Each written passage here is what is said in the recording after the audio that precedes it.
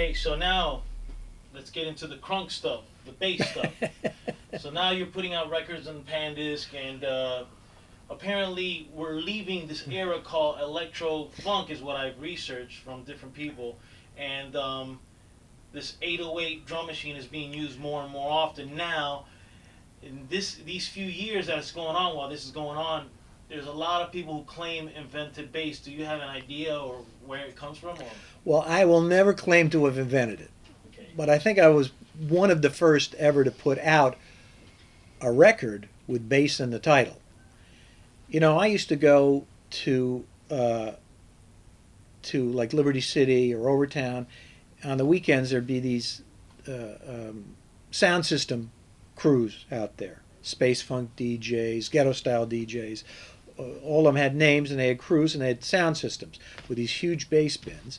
And they would go out and be on the corner of some intersection in Liberty City or Overtown. They might even tap into the electricity from the telephone pole, you know. And they would create on a hot summer day or on weekends, you know, they would have these impromptu street parties, and a lot of them played electro records from New York,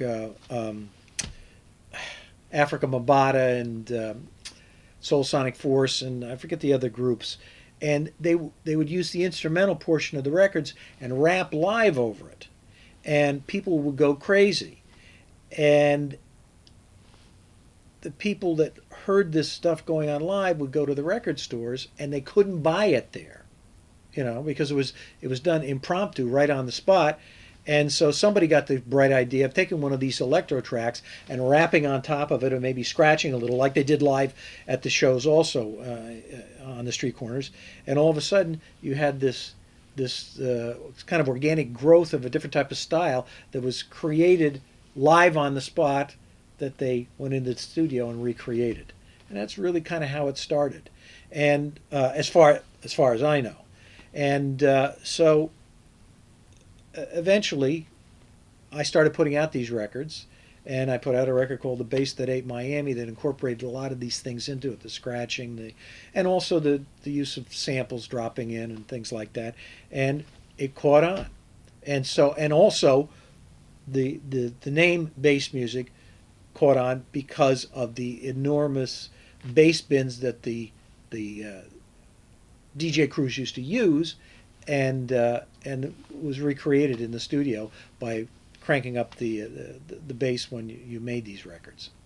Now, speaking of what people are doing outside in the parks and DJing and scratching, that's kind of the same thing what happened to one of your other big records with DJ Laz, correct? He said that he was playing around with a bass loop and he scratched in Mami El Negro, and people started calling in, what is that record? They couldn't buy it. Suddenly it became something. Give me a little bit more on that. Well, Ciro Llerena, who was a disc jockey in town, and he was running the record pool for me at the time, and he was also the DJ at Casanova's in Hialeah, which was a huge disco, landmark disco in South Florida. He was running the record pool, and he was friendly with Laz. And Laz was not really on the radio full time at the time. He was just doing a mix show. They bring him in for different spots and everything. But he had this thing that was going on, this Mami El Negro record. And Cito said, you got to talk to Laz. So Laz came in to see me. He was just a young kid at the time. And apparently he'd been around to practically every other record company in town. And they all turned him down because it was such a screwy idea for a record. And when he told me about it, and we talked about it a little bit, I said, let's do it. Let's make a record. So that's what we did. We made the record, and it turned out to be a big hit. We had Laz scratching. We had the music bed from Mami El Negro, the Wilfredo Vargas record. Mm-hmm. It's called El Africano. El Africano. And then we had at the beginning we had Alvarez Guedes, the Cuban comedian, we took the intro, and it just worked. Yeah. It just worked, and we made a fabulous video of it. Danny D was rapping. Oh yes, and Danny D was rapping. And so DJ Wiz, of course. So it was a combination of the boys at the bottom. It all worked. Mm-hmm. It all worked, and in certain markets, it just became a big hit in the Do you video. feel because of records like that in Miami? Because I lived it. Do you feel records like that in Miami in that era? Because merengue wasn't the only thing being experimented with the Latin flavor, with the American flavor, with the bass stuff. But I really feel because of Miami, it really brought us to what we are, what we know as Latin hip hop nowadays. Like all that island music, the reggaeton stuff, and all that. Because I remember a lot of Spanish bass records coming out of Miami prior to anything. Well, some people today credit those records as inspiring, like Pitbull. Um, um, People in Miami that grew up on those records that were very popular in the clubs and the radio naturally used that as an inspiration, or in some cases sampled the stuff on the records that they're putting out now.